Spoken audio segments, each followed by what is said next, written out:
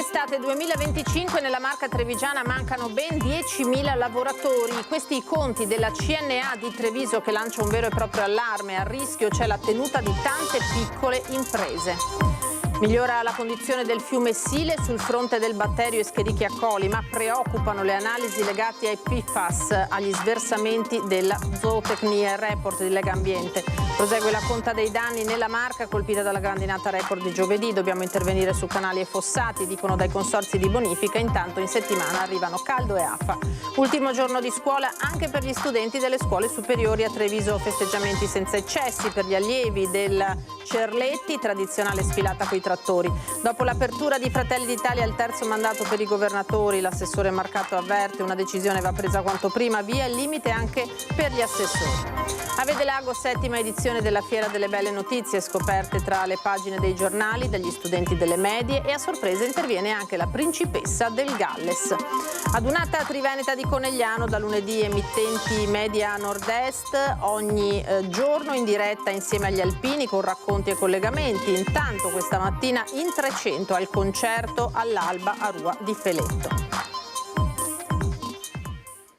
Buonasera, bentrovati, eccoci in diretta con l'edizione di Treviso dei nostri telegiornali e dunque l'avete sentito, in questo inizio estate 2025 nella Marca trevigiana mancano circa 10.000 lavoratori all'appello. Questi i conti della CNA che lancia un vero e proprio allarme. A rischio, dicono, c'è la tenuta di tante realtà produttive, in particolare piccole imprese. La domanda di lavoro c'è, ma l'incontro con l'offerta risulta essere difficile.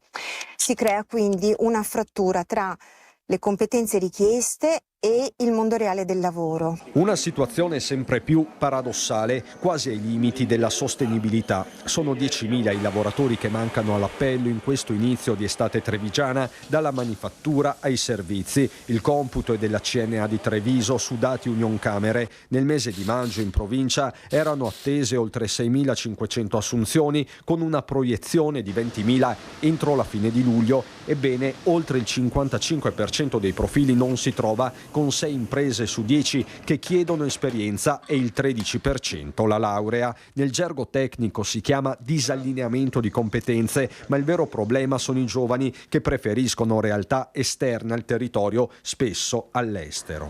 Le aziende cercano ma non trovano e i giovani ci sono, hanno voglia di lavorare, ma spesso non trovano un vero legame con il mondo del lavoro, dell'artigianato e delle piccole e medie imprese. Altro tema, quello dell'immigrazione. Delle 20.000 assunzioni previste a luglio, 4.000 richieste riguardano lavoratori immigrati. Da qui il messaggio. Bisogna cercare di costruire un patto locale capace di mettere in rete scuola, formazione, istituzioni e imprese. Dimostrazione plastica dell'urgenza nel moltiplicarsi di cartelli di ricerca personale. Questo è il polso della situazione in centro a Treviso. Anche per noi vale veramente questo grido di allarme. È difficilissimo trovare del personale specializzato. Ci siamo anche rivolti a diverse piattaforme, ma è difficile, è veramente difficile, ecco.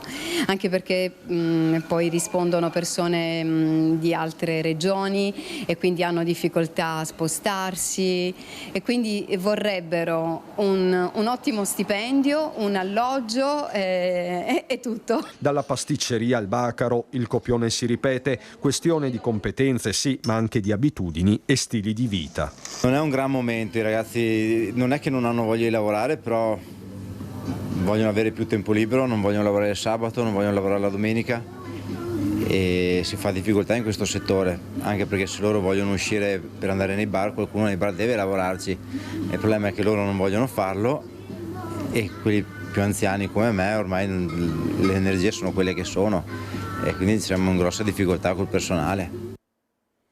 L'altro tema del giorno è l'ambiente con il report sulle condizioni del fiume Sile. Migliora la situazione rispetto al batterio Escherichia coli, ma preoccupano le analisi legate ai PFAS e agli sversamenti della zootecnia.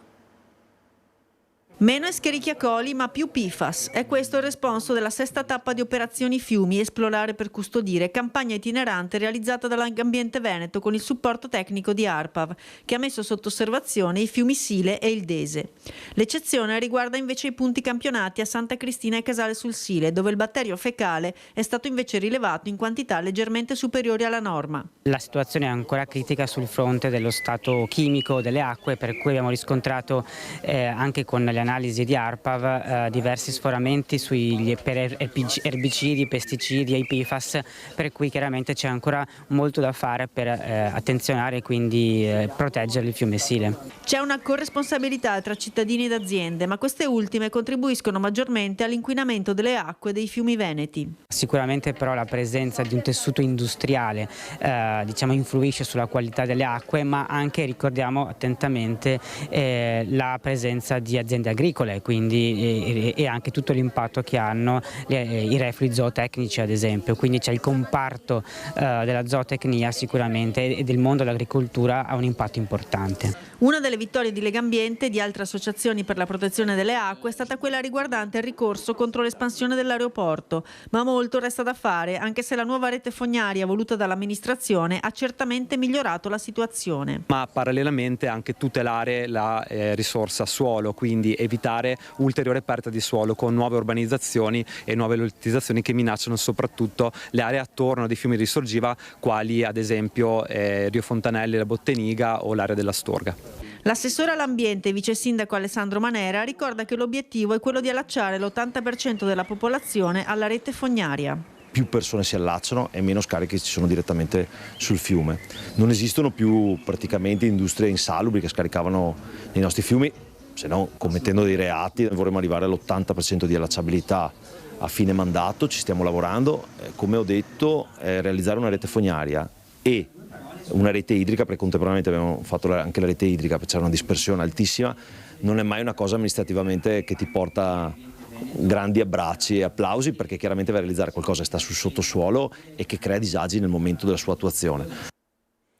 E prosegue nella Marca la conta dei danni dopo la grandinata record di giovedì. Intanto si preannuncia un'estate difficile con temperature molto elevate. Dobbiamo intervenire sulla rete di canali e fossati, afferma il presidente della consulta dei sindaci dei consorzi di bonifica.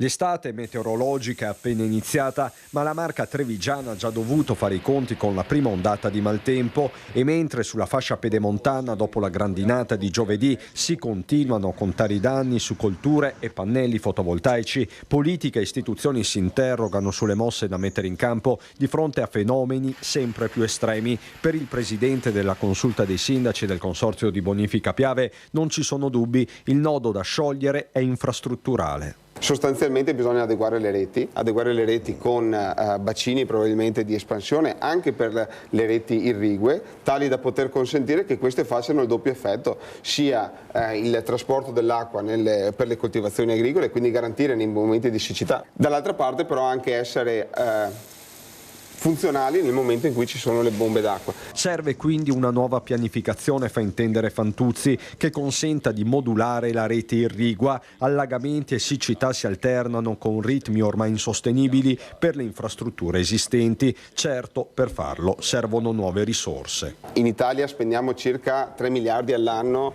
per eventi catastrofali, quindi eventi che capitano e quindi soldi che il governo mette a disposizione per la gestione. Ce ne vorrebbero 9 per fare un'azione di prevenzione, 9 miliardi all'anno per poter avere una prevenzione di territori.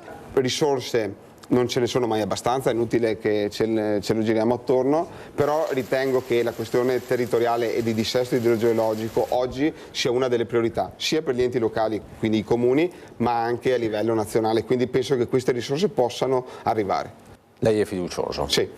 Sullo sfondo un'estate che si preannuncia ancora più calda del previsto, anche sul fronte delle assicurazioni, dai campi alle auto.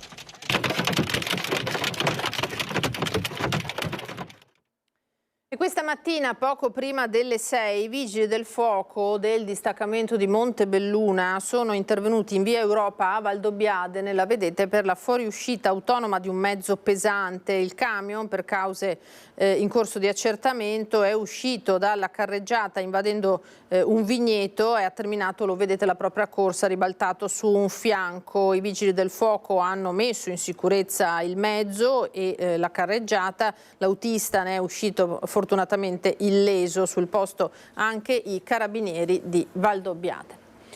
Siamo adesso alla politica, perché dopo l'apertura di Fratelli d'Italia al terzo mandato per i governatori, il tema resta naturalmente in primo piano nel dibattito politico regionale. L'assessore Marcato avverte: una decisione va presa quanto prima per rispetto dei cittadini. Io ho apprezzato questa riflessione di buonsenso, dopodiché non le so aggiungere nulla di più. Questa è una partita che verrà affrontata a livello di maggioranza e poi successivamente in Parlamento, ma ad oggi non c'è nessuna novità e quindi staremo a vedere cosa accadrà. È attendista il presidente Zaia, come a dire, tra l'apertura a livello nazionale di Fratelli d'Italia al terzo mandato per i governatori e l'effettivo via libera, la strada è ancora lunga, ma è un primo importante segnale. Trovo un'apertura di buonsenso ragionevole, visto e considerato che questo paese si stava dando una conformazione a macchia di leopardo sulla durata dei mandati. Alcuni presidenti sì, altri no. E se il segretario della Lega Salvini spiega che una modifica della norma blocca mandati è possibile entro l'autunno, per l'assessore regionale Marcato è necessario prendere in fretta una decisione. Siamo a giugno, dovremmo andare al voto a novembre. Insomma, immaginare che si vada dopo l'estate per le decisioni lo trovo poco rispettoso nei confronti dei veneti. Si trovino le segreterie regionali, perché in casa nostra comandiamo noi altri, decidano a chi spetta e si parta con una campagna elettorale. E nell'allargare il discorso, Marcato torna sul blocco dei mandati per gli assessori. Se il tema del limite dei mandati è un tema valoriale, ideologico, per cui è profondamente sbagliato mettere un limite ai mandati, e allora abbiamo un'occasione straordinaria. Siamo l'unica regione che ha il mandato, i 2 mandati blocco per gli assessori. Una legge fatta e voluta da noi, ma se solo un tema di civiltà, togliamo il limite ai mandati agli assessori in Regione Veneto. Adesso parliamo di scuola, perché ieri è stato l'ultimo giorno di lezioni per i bambini delle primarie e delle medie. Oggi hanno concluso l'anno scolastico i ragazzi delle superiori. A Treviso gli studenti hanno salutato quest'anno scolastico senza eccessi. La polizia locale del capoluogo fa sapere che non si sono registrati danneggiamenti o imbrattamenti né in centro né nei quartieri, solo normali festeggiamenti senza particolari comportamenti sopra le righe. L'unica segnalazione ha riguardato l'accensione di un fumogeno da parte di un gruppo di studenti nella zona di Viale Europa. E naturalmente tra gli appuntamenti tradizionali dell'ultimo giorno di scuola nella Marca c'è quello che si svolge puntualmente a Conegliano, la sfilata dei trattori dall'Istituto Cerletti lungo le vie della città del Cima. Anche la preside alla guida di un trattore. Sì, da quando ho fatto il patentino insieme ai ragazzi è giusto che lo guidi anch'io. Ecco, cosa significa per la scuola questo evento? È una tradizione consolidata ormai e per loro è manifestare la gioia dell'ultimo giorno di scuola. Una sfilata lungo le vie di Conegliano come hanno fatto i loro fratelli maggiori e in qualche caso anche i loro papà. 76 tra trattori d'epoca e ultimi modelli ad alta tecnologia per salutare la fine dell'anno scolastico, con in testa il presidente del Veneto Luca Zaia in qualità di ex allievo.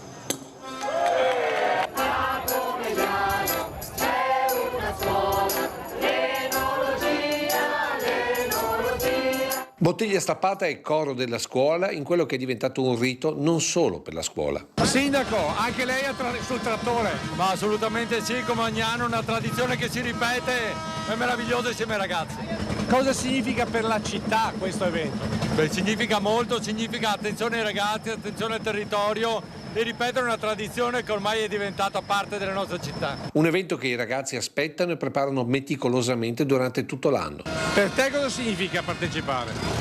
Partecipare è una tradizione, è bello così, bisogna farlo ogni anno ed è importante anche portare avanti certe tradizioni. Perché portare avanti questa tradizione? È un'esperienza per tutti i giovani e tutti gli anni ci si diverte l'ultimo giorno di scuola. Va detto che, nonostante alcuni affollamenti nelle cabine che hanno impensierito qualche genitore, la velocità moderata, i controlli della polizia locale, ma soprattutto la consapevolezza dei conducenti lungo Viale Spellanzon ha mantenuto la situazione in sicurezza e senza eccessi, come previsto dalla preside. Abbiamo cercato di organizzare perché vogliamo che il corteo sia disciplinato, diciamo così, pur nella gioia di questa giornata. E non ci spostiamo da Conegliano perché da lunedì inizierà a entrare nel vivo il raduno triveneto degli alpini che, come sempre, il nostro gruppo Media Nord-Est seguirà con dirette e servizi, quest'anno con una novità.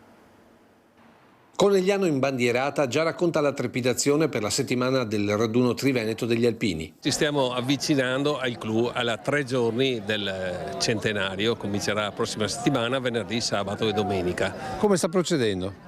Sta procedendo benissimo, è tutto organizzato, è già tutto pronto, siamo addirittura d'arrivo. Sarà una settimana ricchissima di alpini, quella nella programmazione delle reti Media Nord-Est. Da lunedì per tutta la settimana 3 collegamenti dai gruppi della sezione di Conegliano, dalle sezioni dell'area vicentino-bassanese e da quelle friulane nelle edizioni di mezzogiorno sia per la prima edizione dei telegiornali di Antena 3, TV12 Udine e Tele4 Trieste che nel Focus TG di Rete Veneta. Nei TG della sera servizi e collegamenti in diretta dalle sezioni della Marca del Bellunese, ricordando che proprio da Conegliano con Belluno nacque il primo raduno del terzo raggruppamento alpini. Questo è il 10° raduno che facciamo a Conegliano. Il primo è iniziato nel 48 quando tra la sezione di Belluno e la sezione di Conegliano si misero d'accordo di fare una specie di raduno interregionale oltre a quello nazionale. Venerdì sera dalle 20:30 Antenna 3 trasmetterà in diretta il concerto di apertura del Duomo di Conegliano. Sabato dalle 13:30 inizierà una lunga diretta con 3 inviati sugli eventi ufficiali ma anche dagli accampamenti per raccontare il raduno direttamente dalla voce dei protagonisti. Ma sarà nella serata del sabato la novità delle reti Media Nord-Est con una doppia programmazione. Dalle 20:30 Antenna 3 e TV12 racconteranno la grande festa nelle piazze e lungo lo sfilamento, mentre Rete Veneta con Tele4 seguiranno in diretta i 3 concerti nelle chiese di San Rocco, San Martino e del Collegio Immacolata. Uno spettacolo unico poter seguire contemporaneamente l'esibizione di 9 corali. E dalle 23 a reti unificate seguiremo la convergenza di fanfare e cori nella scalinata degli alpini per i canti finali e l'inno nazionale. Poi ripartiremo dalle 7 di domenica per raccontare dall'ammassamento la trepidazione prima della sfilata e a seguire lo sfilamento fino al passaggio della stecca con la sezione di Gemona per il raduno triveneto del 2026 a 50 anni dal tragico terremoto del Friuli. E considerata l'ora, le 6 di questa mattina, ha riscosso un notevole successo il concerto all'alba organizzato dagli alpini della sezione di Conegliano come terzo evento verso il raduno triveneto del prossimo fine settimana. Oltre 300 spettatori si sono presentati nell'anfiteatro naturale al fianco della millenaria pieve di San Pietro di Feletto. Stamattina mi sono alzata un'ora prima del sole. È stato forse il brano più appropriato per cantare l'esperienza del concerto all'alba alla pieve di San Pietro di Feletto, organizzato dagli alpini di Conegliano in attesa della donata triveneta del centenario. Protagonista è il coro Code di Orsago, che per oltre un'ora si è esibito con brani della tradizione alpina ma anche popolare veneta, come questa canzone di inizi Novecento, riscoperta da pochi anni e dedicata alle sartine di Asolo. Queste brunelle di Sartorelle va in Baion e le va via 8 a 8 va in Baion e le va in cerca di un bel madegotto va in Baion che sia disposto a scaldargli il paio. Oppure l'inconfondibile famiglia dei Gobon, che ha fatto cantare gli oltre 300 spettatori presenti sin dalle prime luci dell'alba. Come so pare, come so mare, come la figlia della sorella vera, come pure quella vera, come pure quella, come so pare, come so mare, come la figlia della sorella vera, come pure quella, la famiglia dei Gobon. Canzoni popolari ma anche inni alla pace, quando ai cannoni si preferiscono i maccheroni. Se vuoi vincere la guerra, sia per mare sia per terra, fai in maniera che i cannoni siano pieni di maccheroni. Tra la la la la la. Il coro di Orsago sarà uno dei protagonisti del sabato sera alla Triveneta di Conegliano. L'appuntamento è assolutamente sabato sera, perché per noi è prima di tutto un onore. Cantare per gli alpini sabato sera è un piacere. E nella serata non mancherà il capolavoro di Beppi De Marzi, che allo spuntar del sole la corale ha lasciato per il gran finale.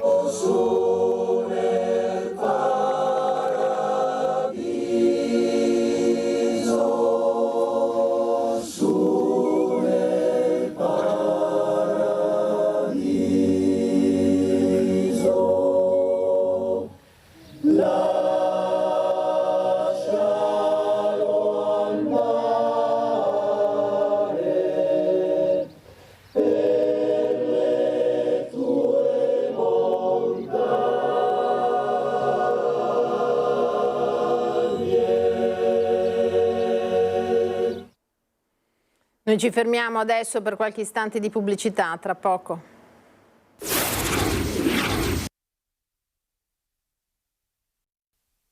Ritorniamo in diretta da studio, andiamo nello splendido chiostro di Santa Caterina a Treviso adesso con il prossimo servizio per le premiazioni di Formelle d'Artista per l'Ater, progetto che ha coinvolto gli studenti del liceo artistico. Abbiamo contattato il liceo artistico, i quali ci hanno preparato 60 formelle che abbiamo scelto, e queste saranno destinate alle entrate ai civici dei nuovi condomini che vengono costruiti da Ater. Studentesse e studenti del liceo artistico di Treviso coinvolti nel progetto Formelle d'Artista per Ater, di cui il Museo di Santa Caterina ha ospitato nei giorni scorsi le premiazioni.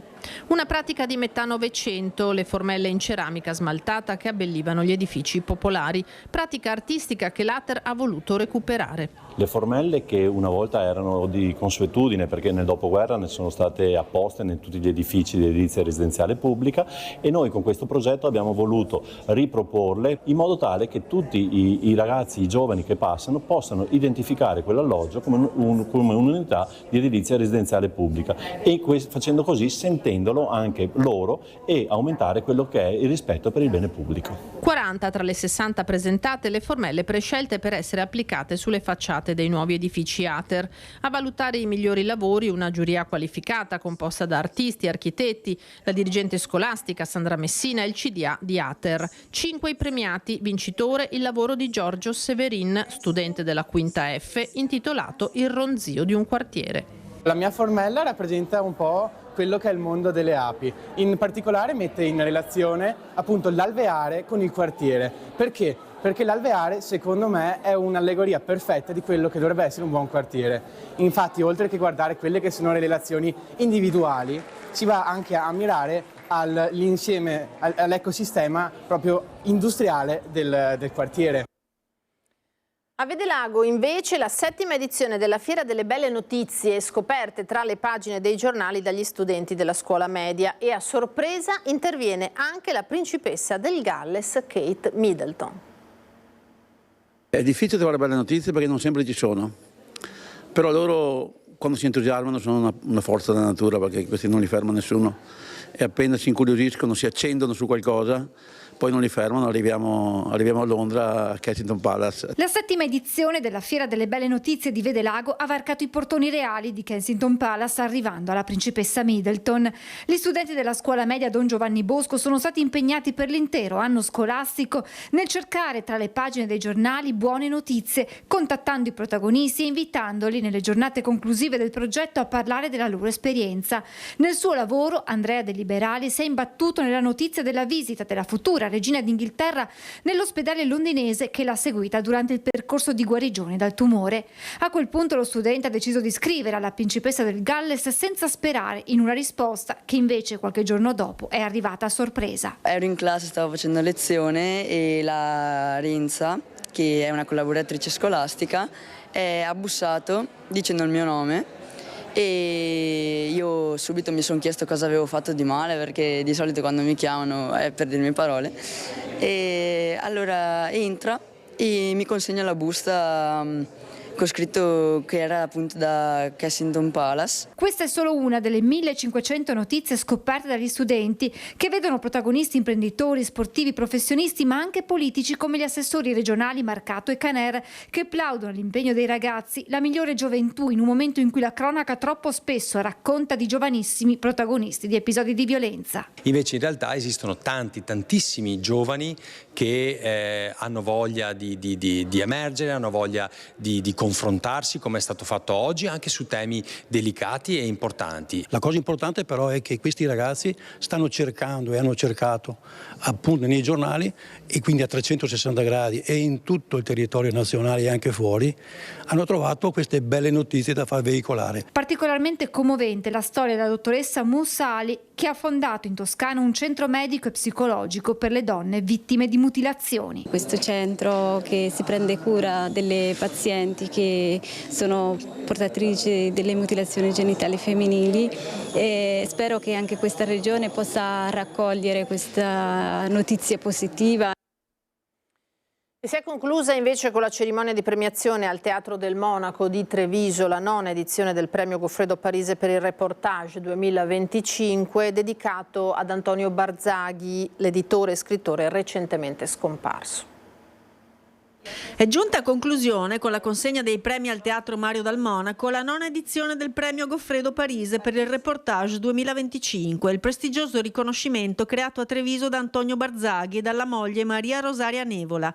Lui, editore, scrittore e animatore della cultura veneta, scomparso di recente. Proprio nell'epoca dell'iperconnessione, imparare apprendere l'importanza di un lavoro lungo come il reportage, dove devi dedicare tempo, attenzione, scavare in profondità, imparare all'arte del dubbio, imparare a guardare la realtà da varie angolazioni, sviluppare senso critico. Tutto questo, al di là del giornalismo, è un'esperienza importantissima per i giovani. Premio alla carriera alla giornalista Lucia Goracci, inviata Rai sui fronti più caldi del mondo, da Kabul al Libano alla Striscia di Gaza, e dal 2022 corrispondente estera dagli Stati Uniti nella sede Rai di New York. Da lei arriva un consiglio per i giovani giornalisti. Di non fermarsi di fronte alle difficoltà, che sono enormi rispetto a quando io ho cominciato ormai 30 anni fa, però di ritenersi essenziali, di non ascoltare quelli che dicono che il mestiere è morto, perché il mestiere è più vivo e necessario che mai. Se no lo lasciamo a quelli che restano a casa nei salotti delle opinioni, nei salotti televisivi, e che appunto allineano il bene tutto di qua e il male tutto di là. Andiamo a vedere che la realtà è molto più complessa e generosa di sé di quanto non si riveli restando a casa. Premiati anche Raffaele Manco e Marco Della Monica, autori del reportage Invisibili, dal programma di Rai 3 Il Fattore Umano, e La Paranza, società cooperativa sociale sorta nel rione Sanità di Napoli, un'impresa culturale, ma prima ancora una comunità capace di trasformare un territorio attraverso lavoro, bellezza e legami. Toni Capuozzo, decano dei giornalisti, ricorda che la buona ed efficace comunicazione è ancora il punto chiave del mestiere. Comunicare oggi è qualcosa di fondamentale. Se anche fai un buon lavoro ma non sei in grado di comunicarlo, è come se non l'avessi fatto. La sezione speciale dedicata agli studenti di Ca' Foscari ha visto vincitrice Chiara Daros per il suo lavoro Parise 2.0, il reportage nell'era dell'immediatezza. Sul palco anche gli oltre 40 liceali che hanno partecipato alle lezioni ospitate al Museo Santa Caterina. I ragazzi e le ragazze dei liceo Da Vinci, Duca degli Abruzzi, Marconi di Conegliano, Scarpa di Oderzo, Flaminio di Vittorio Veneto hanno seguito le lezioni tenute da Toni Capuozzo, Riccardo Staglianò, Lisa Iotti ed Emiliano Poddi. La squadra degli amministratori locali dei comuni delle colline UNESCO da una parte e quella dei giornalisti dall'altra per una partita benefica, è quella che si è tenuta al campo sportivo di Farra di Soligo per raccogliere fondi a favore della Fondazione Oltre il Labirinto, realtà da anni impegnata nell'aiuto alle persone con disturbi dello spettro autistico.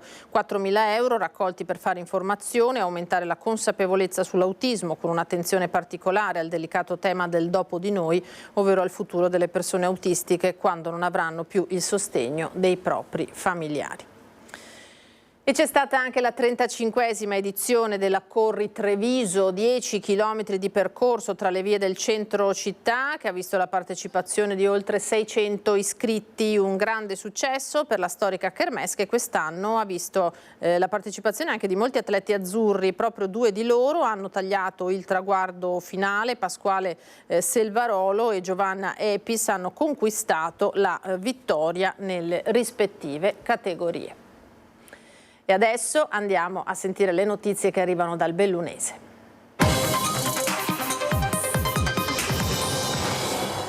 Partiamo dalla cronaca con il daspo di 2 anni per un giovane tifoso mestrino che durante il match tra Dolomiti Bellunesi e la formazione del Mestre dello scorso 4 aprile accese un fumogeno sugli spalti causando disagi alla capacità visiva e di orientamento del pubblico. Il provvedimento è stato emesso dal questore di Belluno, Roberto Della Rocca. Il giovane non potrà accedere per 2 anni negli stadi, sia a livello dilettantistico che professionale, nazionale e internazionale. Il divieto varrà non solo durante gli incontri di calcio, ma anche per le 2 ore precedenti e successive alle competizioni. Belluno si veste di Olimpiadi e Paralimpiadi. Stamattina in Piazza dei Martiri sono stati inaugurati i simboli olimpici e paralimpici nell'ambito della Giornata Nazionale dello Sport. La festa di una comunità intera che ha bisogno di segnali concreti, o perlomeno anche di questi, per sentire la giusta emozione preolimpica e paralimpica. Poco dopo le 12, rings e agitos ufficiali sono stati disvelati al pubblico piuttosto numeroso in Piazza dei Martiri, in attesa della cerimonia ufficiale con le autorità, come si conviene per un evento poco comune, perché per avere i simboli di Milano Cortina 2026 il lavoro è stato impegnativo. Posso dire che è stato un lavoro estenuante, partito in autunno scorso, perché gli attori coinvolti in queste autorizzazioni, in questo processo burocratico sono molteplici, dalla Regione Veneto, Fondazione Milano Cortina, la Sovrintendenza, gli uffici tecnici del Comune. Insomma, mettere insieme tutte queste teste, tutte queste mani che lavorano non è mai semplice, ma ce l'abbiamo fatta. Gli spectaculars resteranno in piazza fino alle gare del 2026. Soddisfatto ed emozionato il sindaco Oscar De Pellegrin. La loro presenza a Belluno, ha detto, rappresenta un'eccezione concessa con l'approvazione del CIO e del Comitato Paralimpico su richiesta della Regione Veneto in qualità di ente ospitante. E per la Regione alla cerimonia è intervenuto l'assessore Giampaolo Bottacin, che ha ripercorso per tappe l'impegno e la caparbietà di poter riavere tra le Dolomiti l'evento a 5 cerchi 70 anni dopo Cortina 1956. Facciamo respirare aria di Olimpiadi a questa città e saranno sicuramente anche un punto di attrazione per chi ama i selfie e le fotografie.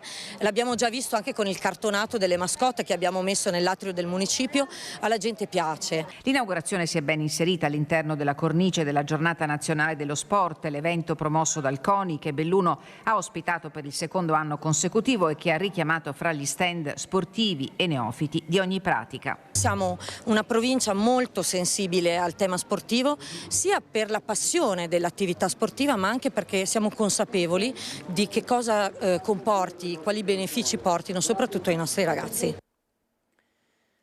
Siamo Belluno, commenta a bocce ferme la discussione a Palazzo Rosso della petizione popolare per la riaccensione notturna dell'illuminazione pubblica in città, seguita da attacchi ritenuti gravissimi da parte della maggioranza. Ci sta il fare riferimento alla passata amministrazione sulle cose che ha fatto la passata amministrazione, però vorrei ricordare che questa amministrazione è da 36 mesi che è in carica e da 36 mesi avrebbe dovuto fare quello che quantomeno in campagna elettorale aveva promesso. Parla a bocce ferme Biagio Giannone, portavoce del laboratorio politico Siamo Belluno, promotore negli ultimi mesi di una petizione popolare per la riaccensione dell'illuminazione pubblica in orario notturno. Lo fa dopo aver ricevuto attacchi pesanti dalla maggioranza sia in Consiglio Comunale che dopo via social. Il fatto più grave è che in Consiglio Comunale è stata svilita una petizione che ha raccolto più di 700 firme, che sono state depositate con residenti e non residenti, perché abbiamo fatto due moduli differenti, i non residenti sono poco più di 50 e un consigliere comunale ha avallato dei sospetti che queste firme chissà dove sono state raccolte. Questo è un grave affronto ai cittadini bellunesi, è un grave affronto a Siamo Belluno, che ha fatto 6 e oltre gazebi in piazza, insomma in una stagione non calda, e dove ha fermato le persone. È uno svilimento della politica cittadina. Giannone, già assessore nell'amministrazione Massaro, è stato pungolato anche su Facebook dal gruppo Belluno al Centro e la misura dell'indignazione è stata superata, tanto più che negli anni della precedente giunta non era ancora in vigore la convenzione Consip che ha consentito di stipulare l'accordo con Edison. Il parco luci pubbliche sarà perciò totalmente rinnovato, ma bisognerà attendere perlomeno l'anno nuovo. Intende dare seguito anche dal punto di vista legale a questa vicenda? No, assolutamente no. Io penso che la politica debba essere discussa sui banchi della politica. Il Consiglio Comunale deve essere il luogo dove discutere queste cose. Facebook può essere un luogo dove esprimere il proprio parere, dove i cittadini possono esprimere i propri pareri, ma io da assessore che sono stato ho sempre disposto con cortesia, gentilezza e con modus operandi che non è quello di dire al cittadino non capisci nulla. Cambiamo tema: aperitivi al tramonto, teatro contemporaneo e musica all'aperto dal 20 giugno al 18 luglio alla Casa delle Arti a Belluno. Torna la quinta ed attesissima edizione della rassegna estiva di TIB Teatro Il cielo sopra Belluno. Una città che guarda le stelle ma con i piedi ben piantati nella cultura. Belluno si prepara a vivere l'estate con la nuova edizione del Cielo sopra Belluno, la rassegna di TIB Teatro che unisce musica, parole e visioni nel segno della condivisione e della bellezza. È una rassegna culturale, ma culturale a 360 gradi, sia dal punto di vista enogastronomico ma anche proprio da un punto di vista musicale, un ibrido. È una serata che inizia alle 19:30 di sera, dove si può fare un aperitivo al tramonto, dove si possono gustare dei prodotti locali. Successivamente alle 21 gli spettacoli e dalle 22:30 la musica. Kamikaze di Giulio Santolini, produzione La Corte Ospitale, l'anteprima nazionale che aprirà la quinta edizione della rassegna estiva il 20 giugno alla Casa delle Arti Spazio Ex. Il 4 luglio sul palco Nicolò Fettarappa e Nicola Borghesi con uno spettacolo italiano e a seguire Ghost Track, produzione Qui e Ora, residenza teatrale TIB Teatro. L'11 luglio la scena sarà per Luca Radaelli che torna al cielo con L'Ottavano così come si gioca. Il 18 luglio la chiusura sarà affidata allo spettacolo dell'artista bellunese Mattia Cason e di Alessandro Conte Sui sentieri per l'Europa. Gli spettacoli che sono stati scelti per questa edizione sono, diciamo, degli spettacoli politici nel senso più bello del termine, cioè che riguardano la polis. Sono degli spettacoli che non faranno stare il pubblico seduto, nel senso che sono spettacoli che stimolano un pensiero, che a volte provocano con ironia, con divertimento, ma anche con delle riflessioni profonde. Al pubblico la possibilità di approfondire dopo gli spettacoli con gli artisti in modo informale, sorseggiando un drink e ascoltando musica e live set. Una proposta culturale all'insegna della contaminazione fra linguaggi diversi, resa possibile dall'incontro fra qualità artistica, attenzione al territorio e apertura verso le nuove forme dell'arte performativa.